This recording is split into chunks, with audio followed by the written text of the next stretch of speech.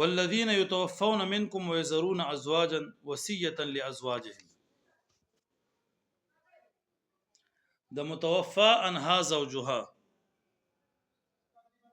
عدت مخکې ذکر شوی نغه وجوبي دي او دلته استحبابي شکل ذکر دي، یعنی هغه زنانه چې د غي خاون وفات شي. نو مخکې ذکر شو چې والذین یتوفون منکم ويذرون ازواجا يتربصن بانفسهن 4 اشهر وعشرا، سلور میاشتي او لس ردی بدی انتظار کوي.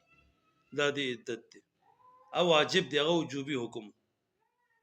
او دلته اوس یو استحبابي شک چې کوم دی نو هغه ذکر دی استحبابي.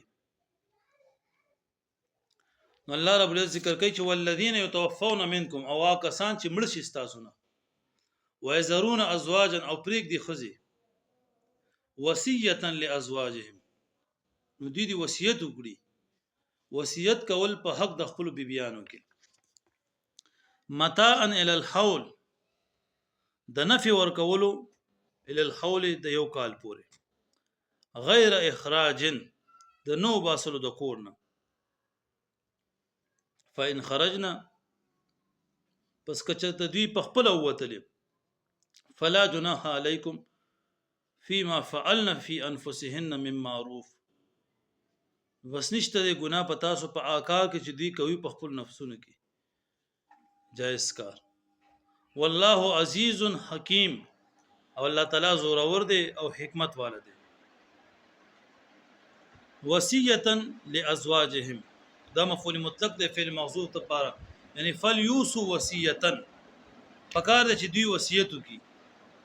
او متان دا بدل د وصیتن نه مراد ته نفقه او سکنا، او غیر اخراج دا بدل د متان نه. نو د جمهور مفسرین په نزد باندې دا حکم منسوخ دی، ځکه دلته خراو چې متان الى الحول د نفع ور کولو وصیتیو کې ته یو کال پورې، غیر اخراجین د نو باسل د کورنه یو کال پورې، اول ته خسلور میاشت او لسره ذکر شو مکه آیت. جمهور مفسرین فرمایي چې دا حکم منسوخ دی، ځکه دا آیت په تلاوت کې اگر چې دا رستو دی مؤخر دی، لیکن د نزول په اعتبار سره دا مقدم دی. دا اول لومبه چې کوم دی د متوفا انها زوجها، یعنی هغه زنانه چې دا غي خاون وفات شوی نه په باره کې دا حکم چې په دې آیت کې ذکر دی، یعنی یو کال عدت لومبه دا حکم چې یو کال عدت پته ری